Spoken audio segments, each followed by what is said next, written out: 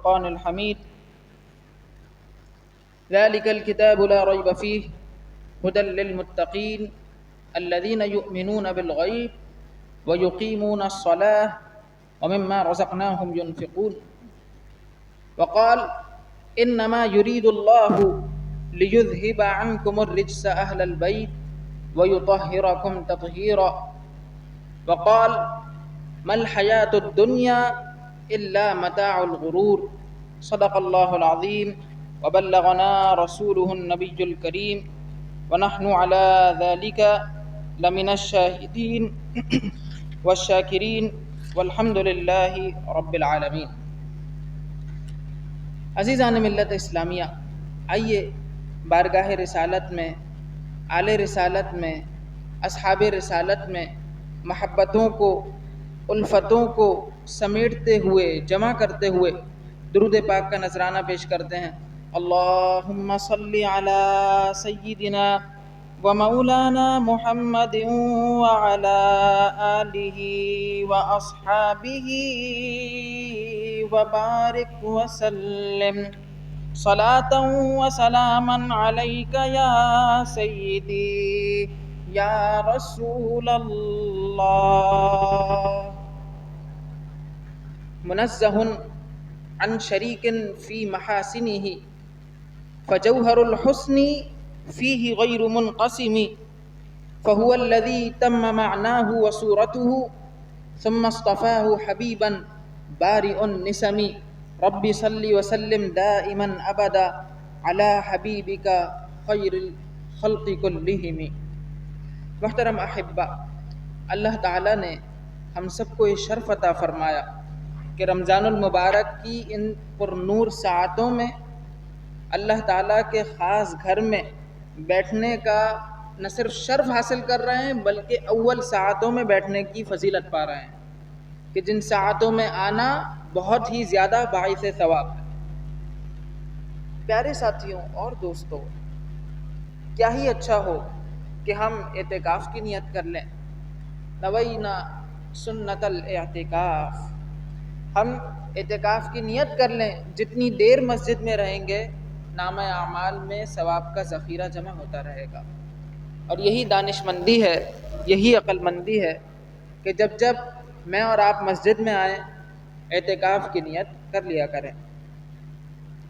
اللہ تعالیٰ نے مبارک مہینہ رمضان دیا، مبارک کلام قرآن دیا، پیارے محبوب حبیب رحمان دیے، اور ہمیں ان کا امتی ہونے کا شرف عطا فرمایا۔ تو ہم پر لازم ہے کہ سب سے بڑھ کر اللہ اور اس کے رسول سے محبت کریں، ان کی تعلیمات سے محبت کریں، ان کے وابستگان سے محبت کریں، اور وابستگان نبوت، وابستگان مصطفیٰ صلی اللہ تعالیٰ علیہ وسلم میں ایک عظیم ہستی، ایک پیاری ہستی، ایک باوقار ہستی حضرت ام المؤمنین سیدہ خدیجۃ الکبریٰ رضی اللہ تعالی عنہا کی ذات والا صفات ہے۔ آپ امہات المؤمنین میں، ازواج مطہرات میں شامل ہیں، اور اللہ تعالیٰ نے آپ کو وہ شرف دیا کہ جب تک آپ حضور علیہ السلام کی حیات میں رہیں، جب تک آپ زندہ رہیں، سرکار نے کوئی اور نکاح نہ فرمایا۔ آپ نے حضور علیہ السلام کا خاص قرب پایا، خاص رفاقت جو ہے وہ اپنائی، اور دنیاوی آسائشوں کو پیارے حبیب علیہ السلام کے لیے ترک کر دیا۔ اللہ تعالیٰ نے ارشاد فرمایا کہ انما یرید اللہ لیذہب عنکم الرجس اہل البیت، اے نبی کے گھر والو، اللہ تو یہی چاہتا ہے کہ تم سے ہر ناپاکی دور فرما دے، ہر ناپاکی دور فرما دے، وَيُطَهِّرَكُمْ تَطْهِيرًا، اور تمہیں پاک کر کے خوب ستھرا فرما دے، خوب پاکیزہ فرما دے۔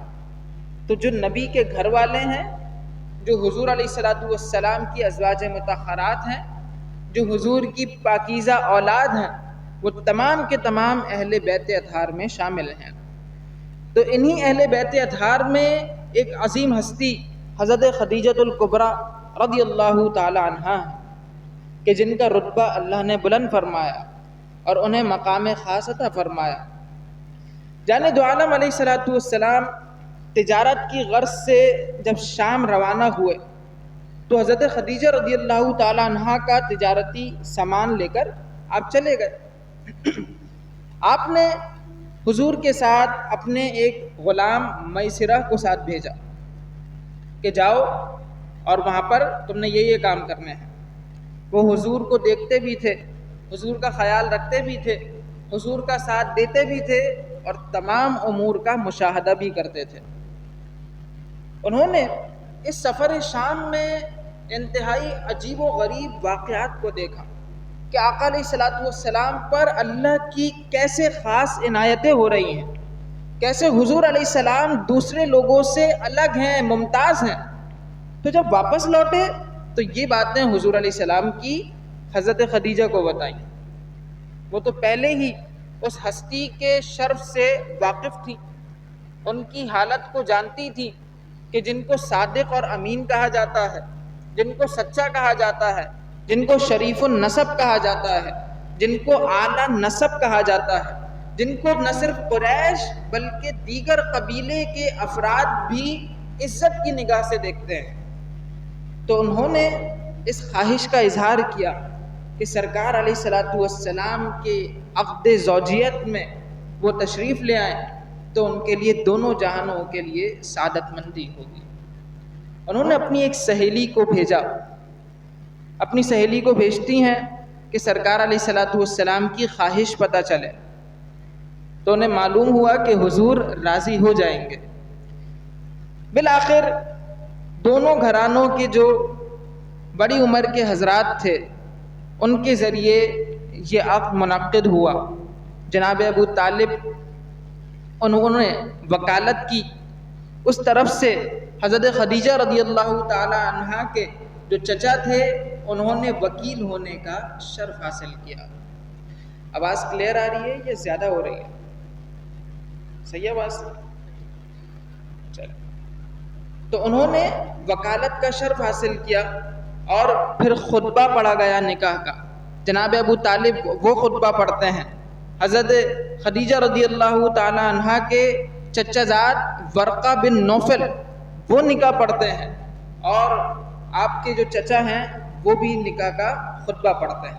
ورقہ بن نوفل بھی خطبہ نکاح پڑھتے ہیں، اور یہ عظیم الشان رشتہ یہ معرض وجود میں آیا، اور اتنی اللہ نے برکتیں دی کہ حضور علیہ الصلوۃ والسلام کی چاروں صاحبزادیاں حضرت خدیجہ رضی اللہ تعالی عنہا کے شکم اطہر سے ہوئیں۔ حضرت سیدۃ النساء فاطمۃ الزہرا رضی اللہ تعالی عنہا، حضرت سیدہ زینب، حضرت رقیہ، حضرت سیدہ ام کلثوم رضی اللہ تعالی عنہن، یہ تمام کی تمام آپ ہی کے بطن اطہر سے ہوئیں۔ حضور کے صاحبزادے حضرت سیدنا قاسم رضی اللہ تعالی عنہ، جن کی وجہ سے آقا علیہ السلام کو ابو القاسم کہا جاتا ہے، وہ بھی سیدہ کے بطن اطہر سے ہوئے۔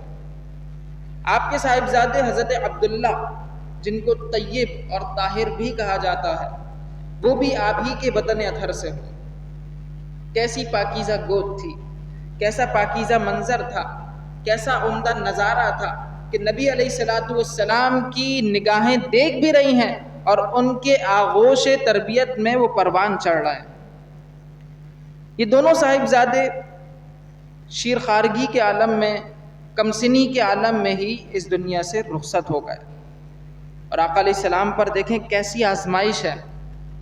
ابھی اس دنیا میں تشریف نہیں لائے کہ والد ماجد کا سایہ سر سے اٹھ گیا ہے، کم عمر ہیں کہ والدہ ماجدہ وہ رخصت ہو جاتی ہیں، پھر دادا جو کہ قریش کے سردار ہیں حضرت عبد المطلب رضی اللہ تعالیٰ عنہ، وہ بھی دنیا سے پردہ فرما لیتے ہیں، صرف آپ کے ایک چچا جناب ابو طالب موجود ہیں، اور اب یہ موقع ہے کہ دو شہزادے ان کی اللہ تعالیٰ کے حکم سے ان کا وصال ہو گیا۔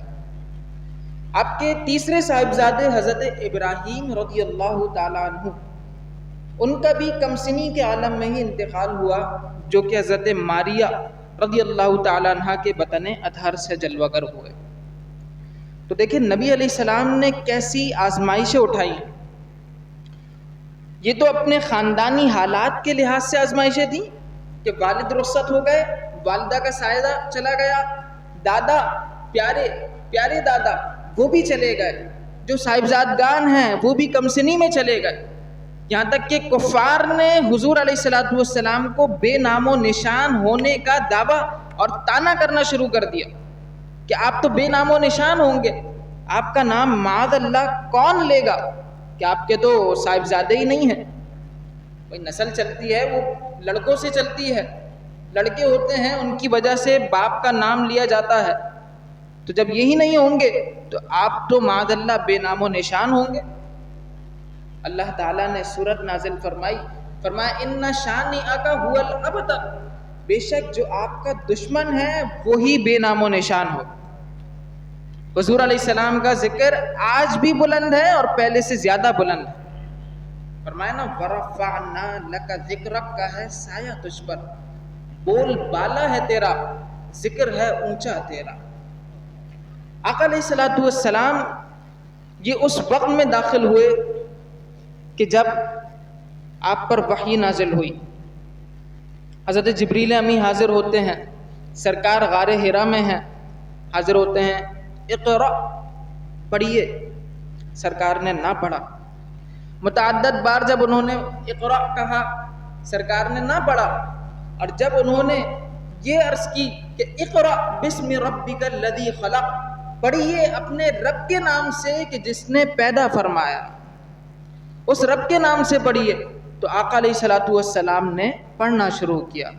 اور یہ قرآن مجید برہان رشید کی ابتدائی آیات تھیں کہ جو سرکار علیہ الصلوۃ والسلام کے قلب اطہر پر نازل ہوئیں۔ یہ قرآن کوئی عام کتاب نہیں ہے۔ ادھر موسیٰ علیہ الصلوۃ والسلام وہ اللہ کا دیدار کرنے کی کوشش کرتے ہیں، خواہش ظاہر کرتے ہیں، تو آپ بے ہوش ہو جاتے ہیں۔ صرف تجلی ہوئی تو کوہ طور کی حالت متغیر ہو گئی، عجیب ہو گئی، اور ادھر قلب مصطفیٰ ہے کہ اس میں قرآن سماتا جا رہا ہے، تو اس کا کوئی بوجھ تو ہوگا وہ کتاب کہ اللہ فرماتا ہے کہ لو انزلنا هذا القرآن على جبل، اگر ہم یہ قرآن پہاڑ پر نازل فرما دیتے، لرأيته خاشعا متصدعا من خشیت اللہ، تو آپ ضرور اسے دیکھتے پہاڑ کو کہ اس کی ہیبت سے ریزہ ریزہ ہونے لگتا۔ اگر پہاڑ پر نازل ہوتا قرآن تو یہ پہاڑ ریزہ ریزہ ہو جاتا، یہ پہاڑ ریزہ ریزہ ہوتے، لیکن قلب مصطفیٰ کی وسعتیں دیکھیے اور شان دیکھیے کہ قرآن سما گیا۔ اقرأ بسم ربک الذی خلق، خلق الانسان من علق، جس نے انسان کو جمے ہوئے خون سے پیدا فرمایا۔ اقرأ وربک الاکرم، پڑھیے اور آپ کا رب بڑا کریم ہے۔ الذی علم بالقلم، جس نے قلم کے ذریعے علم سکھایا۔ علم الانسان ما لم یعلم، اسی نے سکھایا انسان کو جو وہ نہیں جانتا تھا۔ تو یہ ابتدائی 5 آیات سب سے پہلے نازل ہوئیں، سرکار علیہ الصلوۃ والسلام کی حالت بدلنے لگی، ایک خوف سا طاری ہونے لگا، ایک ہیبت طاری ہونے لگی۔ ظاہر اللہ کا کلام ہے، کلام رحمان ہے جو حضور کے سینے پر نازل ہو رہا ہے، حضور کے قلب اطہر پر نازل ہو رہا ہے۔ حضور علیہ السلام پر ہیبت طاری ہوئی۔ آپ گھر واپس آتے ہیں تو آپ حضرت خدیجہ رضی اللہ تعالیٰ عنہ سے اس واقعے کا ذکر کرتے ہیں اور اپنی حالت بیان کرتے ہیں اور کہتے ہیں زملونی زملونی، مجھے چادر اڑاؤ چادر اڑاؤ۔ جب آپ نے یہ حالت دیکھی تو حضور علیہ الصلوۃ والسلام کی دلجوئی کرنے لگی، دلجوئی کرتی ہیں۔ حضور گھر تشریف لاتے ہیں، دل کانپ رہا ہے، حضرت ام المؤمنین کے پاس آتے ہیں، فرماتے ہیں چادر اڑاؤ، تو آپ حضور علیہ الصلوۃ والسلام کے لیے اپنے آپ کو پیش کرتی ہیں، چادر پیش کر دیتی ہیں۔ سارا ماجرا حضور نے سنایا، فرمایا مجھے اپنے بارے میں ڈر لگ رہا ہے، مجھے ڈر لگ رہا ہے۔ آپ نے عرض کی ہرگز نہیں، خدا کی قسم اللہ آپ کو بے آبرو نہیں کرے گا، وہ آپ کو بے آبرو نہیں کرے گا۔ آپ قریبی رشتہ داروں کے ساتھ صلہ رحمی کرتے ہیں۔ اب دیکھیے، ایک شوہر جب وہ کسی عجیب حالت میں، یا یوں کہہ لیجئے کہ عام حالت سے ہٹ کر کسی کیفیت میں آیا ہے، تو وہ پریشان ہو کر اس کو ٹینشن میں مبتلا نہیں کر رہی۔ یہ عورتوں کے لیے سبق آموز بات ہے، بلکہ ان کی دلجوئی کرنا کہ اللہ تعالیٰ آپ کو کبھی ایسا نہیں کرے گا۔ آپ تو قریبی رشتہ داروں کے ساتھ صلہ رحمی کرتے ہیں، کمزوروں اور ناتوانوں کا بوجھ اٹھاتے ہیں، جو مفلس ہو، نادار ہو، تنگ دست ہو، آپ نیک کمائی سے اسے حصہ دیتے ہیں، آپ مہمان کی مہمان نوازی کرتے ہیں، حق کی وجہ سے کسی پر کوئی مصیبت آ جائے تو آپ اس کی مدد کرتے ہیں، اس کی دستگیری فرماتے ہیں۔ اللہ تعالیٰ آپ کو بے آبرو نہیں فرمائے گا۔ سرکار پر وحی کی کیفیت کے آثار تھے، آپ کی جب باتیں سنی تو ان میں کمی آنے لگی۔ آپ نے اس طرح حضور علیہ السلام کی دلجوئی کی۔ جب کفار آپ کو تنگ کرتے تو گھر میں سیدہ خدیجہ الکبریٰ رضی اللہ تعالیٰ عنہا دلجوئی فرمایا کرتی تھی، حضور کا ساتھ دیتی تھی۔ اچھا، یہ موقع وہ تھا کہ جو حضور کے ساتھ ہو لوگ اس کے دشمن ہو جائیں، ازلی دشمن ہو جائیں، حضور کا بائیکاٹ کریں، اور شعب ابی طالب کی گھاٹیوں میں سرکار علیہ السلام 3 سال تک ایسے رہیں کہ حضور کا بائیکاٹ کیا جائے، مسلمان پتے کھا کر گزارا کر رہے ہیں، ایسی کیفیات ہو، اور ایسے ماحول میں کوئی حضور کا ساتھ دے رہا ہو، اپنی جان، اپنا مال، اپنا قلب سب کچھ حضور پر قربان کر دینا ہو، تو یہ حضرت خدیجہ الکبریٰ رضی اللہ تعالی عنہ کی سیرت سے ہمیں ملتا۔ آپ سے نکاح کے لیے اور کئی لوگ خواہش مند تھے، آپ ایک شریف النفس، شجاعت والی، بہادری والی اور مالدار خاتون تھیں، آپ کا ایک مقام تھا، ایک اسٹیٹس تھا، اور آپ کی اس سے پہلے 2 مرتبہ شادی ہو چکی تھی، اور دونوں جو خاوند تھے وہ اس دنیا سے رخصت ہو گئے تھے، اور عرب کے کئی سردار تھے، کئی امراء تھے، کئی رؤساء تھے جو چاہتے تھے کہ آپ کو عقد زوجیت میں لے لیں، لیکن انہوں نے دنیاوی آسائشوں کو ترک کیا اور حضور علیہ السلام کے عقد میں آنے کو سعادت مندی سمجھا۔ پھر اپنا مال قربان کرنا ہو، مال قربان کیا، حضور علیہ السلام کی خاطر پہاڑوں پر چڑھنا ہو، حضور کے لیے جانا ہو تو اس کے لیے بھی تیار ہو گئے، حضور کی خاطر اپنی جان قربان بھی کر دینے پڑے تو اس کے لیے بھی ذہنی طور پر آمادہ ہو گئے، حضور پر کوئی تنگی کرنے کی کوشش کرے تو آپ ساتھ دینے کے لیے تیار ہو گئے۔ وہ پاکیزہ خاتون حضرت خدیجہ الکبریٰ رضی اللہ تعالی عنہا کہ جنہوں نے اپنا مال بھی خرچ کیا۔ اب یہاں سے ہمارے لیے مقام غور ہے کہ ہم اپنا مال خرچ کرنے کے معاملے میں بہت ہی زیادہ فکر میں مبتلا ہوتے ہیں کہ مال کم ہو جائے گا، اور آپ نے کوئی پرواہ نہیں کی، سب خرچ کرنے کے لیے تیار ہو گئے۔ آپ نے اپنی جان بھی پیش کر دی۔ ہم اپنی جانیں بچا کر رکھتے ہیں، اپنی جان چلے کوئی یہ نہیں کہہ رہا کہ قربان کر دو، لیکن اپنی اس جان کو، اپنے اس وجود کو، اپنی اس ذات کو کم از کم اللہ کے لیے پیش کر دیں۔ جب حی علی الصلاح کی صدا آئے تو ہم مسجد میں حاضر ہو جائیں، جب قرآن کی تلاوت ہو تو ہم ہمتاً گوش ہو جائیں، جب قرآن کا درس چل رہا ہو تو ہم اس کو سننے کے لیے حاضر ہو جائیں، تو ہم اپنی ذات کو دین کے لیے پیش کر سکتے ہیں۔ اتنا کر سکتے ہیں یا نہیں؟ اور بفضل اللہ تعالی و بکرمہ آپ کی جامع مسجد علیمیہ، جو کہ ہمارا ایک کمیونٹی سینٹر ہے مسلمانوں کا، یہاں پر روزانہ بعد نماز تراویح خلاصہ قرآن ہوتا ہے۔ اپنی ذات کو اس کے لیے پیش کر دیں اور دیکھیں سیدہ خدیجہ الکبریٰ رضی اللہ تعالی عنہا نے کیسے اپنی ایک ایک چیز کو سرکار کے لیے، دین کے لیے پیش فرما دیا تھا۔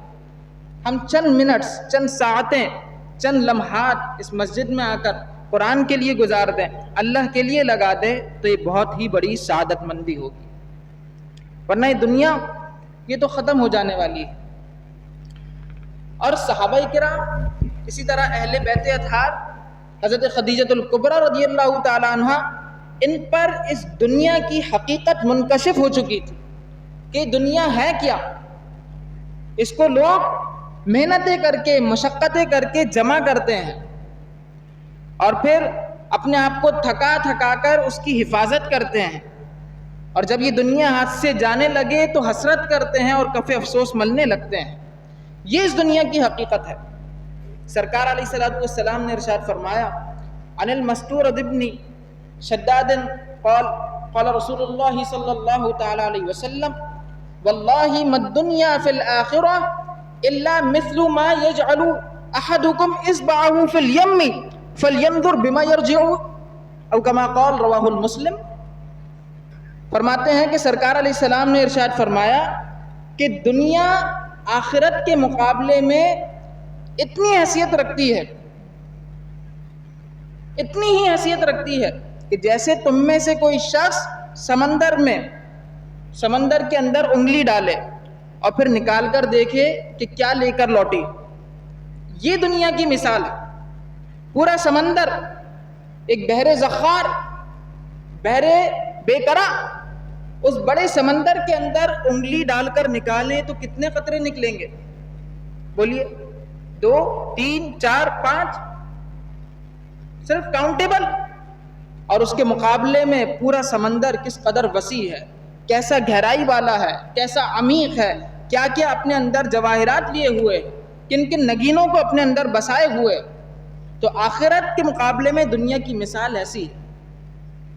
اچھا, یہ بھی صرف سمجھانے کے لیے دی ہے, یعنی اتنی حقیر مثال ہم سمجھے کہ مثال ہے, یہ بھی حضور نے سمجھانے کے لیے بتایا ہے, ورنہ آخرت کی تو کوئی لمٹ ہی نہیں ہے, دنیا پھر بھی لمیٹڈ ہے.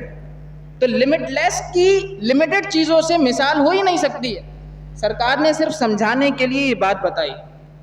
اور یہ دنیا کیا ہے جس کے لیے ہم حضرت خدیجۃ الکبریٰ رضی اللہ تعالیٰ عنہا کے اسوہ کو ترک کر دیں, ان کی تعلیمات کو ترک کر دیں, ان کے عمل پیرا ہونے کا جو ہمارے پاس نمونہ ہے ہم اس کو چھوڑ بیٹھیں. یہ دنیا کیا ہے, اس کی حیثیت کیا ہے کہ اس میں انسان آتا ہے اور پھر یوں چلا جاتا ہے کہ پتہ ہی نہیں چلتا. بڑے بڑے عالی شان مکان تعمیر کرنے کا اس کا ذہن ہوتا ہے اور پھر 2 گز زمین کے ٹکڑے میں چلا جاتا ہے, اور پھر جن کے لیے وہ جتن کرتا تھا, جن کے لیے وہ لڑائیاں کرتا تھا, جن کے لیے وہ کوششیں کرتا تھا, وہ اس کی قبر پر آنا تک گوارا نہیں کرتے, اس کو ایصال ثواب کرنا بھی بھول جاتے ہیں. یہ اس دنیا کی حقیقت ہے. سرکار نے فرمایا عن ابن عباس رضی اللہ تعالی عنہ قال قال رسول اللہ صلی اللہ علیہ وسلم نعمتان مغبون فیہما کثیر من الناس. سرکار نے فرمایا کہ 2 نعمتیں ایسی ہیں جس کے بارے میں لوگ اس چیز میں مبتلا ہیں. وہ کون سی نعمتیں ہیں؟ لوگ غفلت میں مبتلا ہیں, لوگ بھلائے بیٹھے ہیں, لوگ بے پرواہ ہو چکے ہیں. سرکار نے فرمایا الصحہ والفراغ او کما قال رواہ البخاری. فرمایا صحت, تندرستی اور فراغت, یہ 2 نعمتیں ایسی ہیں کہ جن کے بارے میں لوگ ایسے ہی بے پرواہ ہو گئے ہیں, غافل ہو چکے ہیں. صحت, تندرستی جو ہمیں نصیب ہے یہ 1000 نعمت ہے. ذرا ان مریضوں کو دیکھیں جو وینٹیلیٹر پر ہیں, جن کو مصنوعی سانسیں دی جاتی ہیں, ان مریضوں کے حال دریافت کریں کہ جن کی ہارٹ بیٹ کے لیے بیٹری لگائی جاتی ہے. ذرا ان کی کیفیات تو دیکھیں کہ جن کا سسٹم بیلنس رکھنے کے لیے ان کے